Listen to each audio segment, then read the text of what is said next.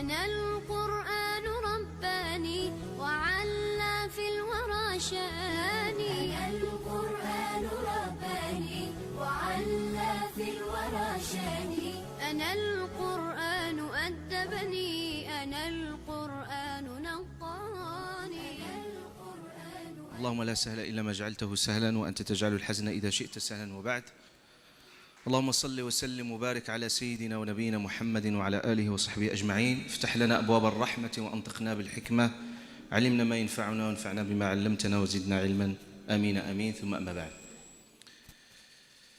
Donc tout d'abord, nos remerciements les plus intenses vont à Allah subhanahu wa ta'ala qui nous a permis de nous retrouver aujourd'hui pour un très beau projet que j'ai pu voir grandir. Et alhamdulillah, nous arrivons au bout d'un projet.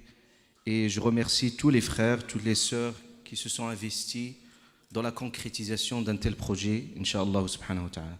Je vais être très très bref au cours de cette intervention dans lequel nous allons, Inch'Allah azza wa jal, en quelques mots, méditer une parole d'Allah subhanahu wa ta'ala qui va servir de repère et d'une boussole pour nous tous pour réussir nos projets. En l'occurrence aussi, on a un très beau projet de la construction du mosquée.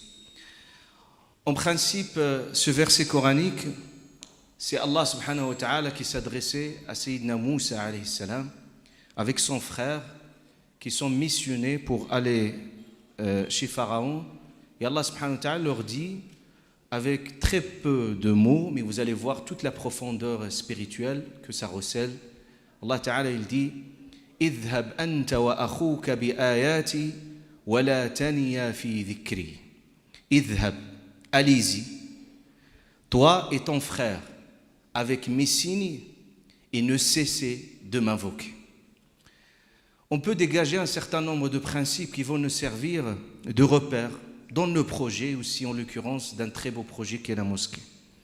Allez-y, idhab, allez-y, c'est un message très important pour nous dire que tout projet, il lui faut une ferveur, il faut une détermination, il faut un élan, il faut une motivation. Il faut, dans un projet, on n'accepte jamais la résignation. On doit toujours aller jusqu'au bout. Et on doit toujours nous dire, avec notre propre volonté, que nous pouvons réussir. Et c'est ainsi qu'on voit que idhab, c'est-à-dire bouge, réveille-toi, c'est-à-dire prends de la hauteur. Et c'est ainsi que nous voyons tout dans le Coran al-Karim. Wallah azza wa jal, à maintes fois, toujours, il essaie, subhanahu wa ta'ala, de réveiller en nous cet élan. Dans un projet, il faut tout le temps avoir cette détermination, cette volonté. وَمَنْ أَرَادَ, vous trouvez toujours l'appel coranique, مَنْ أَرَادَ الْآخِرَةَ وَسَعَى لَهَا سَعْيَهَا. Donc il ne suffit pas de vouloir, mais il suffit également de le concrétiser avec des moyens. Et Allah subhanahu wa ta'ala nous parle aussi dans le Coran al-Karim du courage et de la détermination de certains qui ont pris leur temps et de leur énergie pour aller au bout de leurs souhaits. Allah Ta'ala il dit وَجَاءَ رَجُلٌ مِنْ أَقْصَى الْمَدِينَةِ يَسْعَى. Il est venu de loin. Yas'a, et toujours le mot as-sa'i dans le Coran al-Karim fait sens de la motivation. وَأَمَّا مَنْ جَاءَكَ يَسْعَى وَهُوَ يَخْشَى فَاسْعَوْا إِلَى ذِكْرِ اللَّهِ. Donc dans n'importe quel projet, il faut avoir cette motivation et cette volonté qui détermine le reste.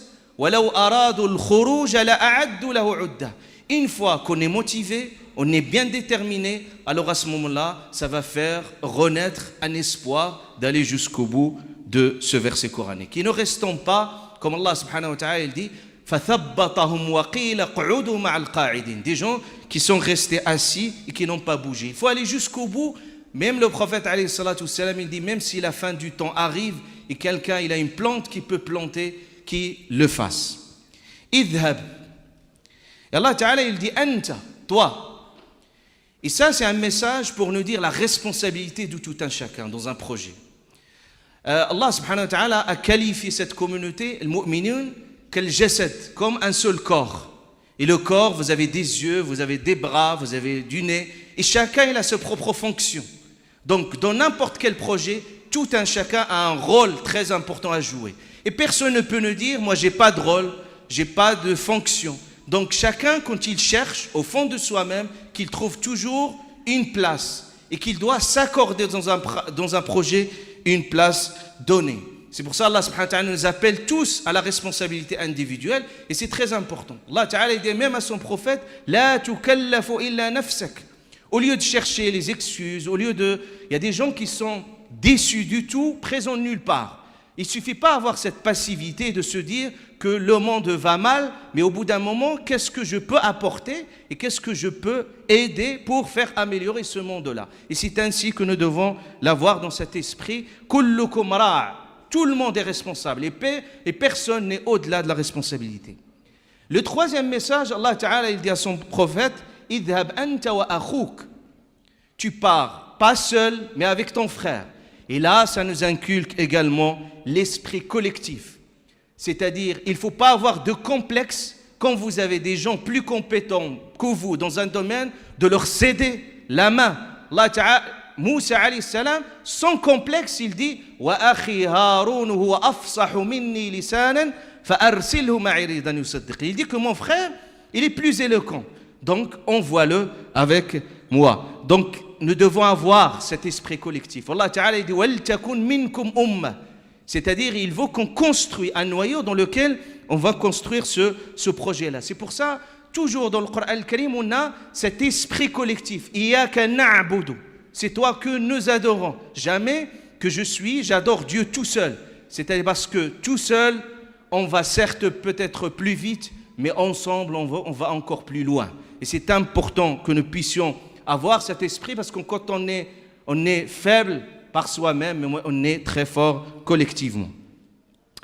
Et Allah Azza wa Jalla, il dit également idhab anta wa akhouka bi ayati. Bi ayati pour nous dire également, quand on construit un projet et qui doit être construit sur une vision. Ayat, ici, ça fait référence à la connaissance et au savoir. Ce n'est pas, il y a l'action, il y a l'agitation.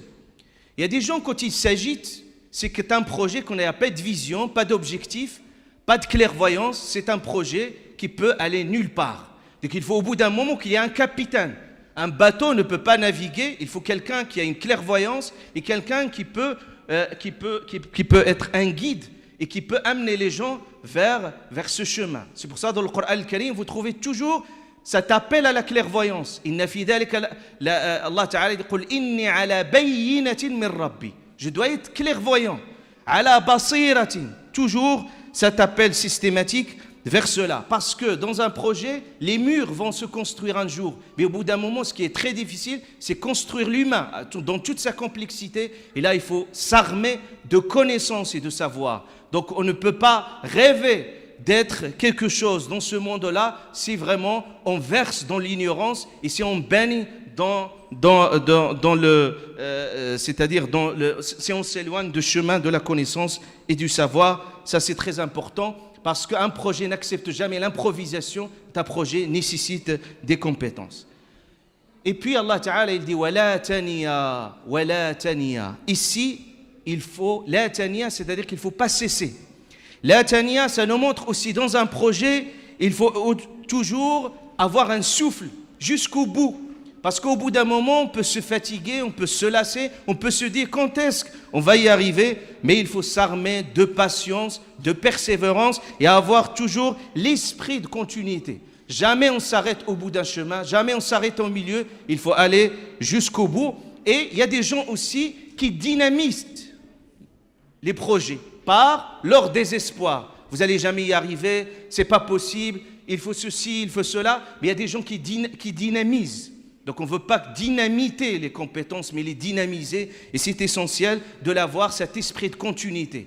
Et si on est fatigué, on s'accorde une trêve et on se repose et on reprend de l'élan jusqu'au bout du projet. Donc pas de désespoir, ce verset coranique, c'est essentiel. Et c'est pour ça que le prophète, il se protégeait, il dit « A'oudhu bika min al-hawri ba'da al-kawr » Après tant d'efforts, on essaie un peu de tout. Et enfin, Allah Ta'ala dit wala taniya fi dhikri, dans tout projet, s'il n'y a pas de conscience spirituelle, dans tout projet, si Allah subhanahu wa ta'ala n'est pas au centre de nos préoccupations, et si ce projet-là ne se construit pas sur cette base-là, c'est un projet qui va nulle part. Toujours, c'est-à-dire toujours on remet Allah subhanahu wa ta'ala. Et notre réussite ne dépend que de lui subhanahu wa ta'ala. Évitons toujours dans les projets de dire « Ana wali wa indi » c'est moi qui a fait. Toujours, tout revient à Allah subhanahu wa ta'ala. Ana, il a dit Iblis, c'est moi. Pharaon, il a dit Alaysa li mulku Misr. Qarun, innama utituhu ala ilmin indi. Cela, c'est de ma savoir, de ma connaissance. Il faut toujours attribuer le tout. Et Allah subhanahu wa ta'ala, si nous voulons qu'Allah subhanahu wa ta'ala bénisse nos actions et ses projets qui vont jusqu'au bout, parce que si Allah est avec nous dans n'importe quel projet, c'est que ce projet réussira, incha'Allah ta'ala, comme Allah ta'ala il a dit à Moussa et Haroun, il aura dit innani ma'akuma asma'u wa ara, et qu'Allah subhanahu wa ta'ala, je suis avec vous, je vois et j'observe. وأقول قولي هذا وأستغفر الله سبحان ربك رب العزة عما يصفون والسلام على المرسلين والحمد لله. يسري في شراييني ووجداني أنا نبت بحفاظ جليل القدر والشان لهم نور يعانقهم يضاهي شمس أزمان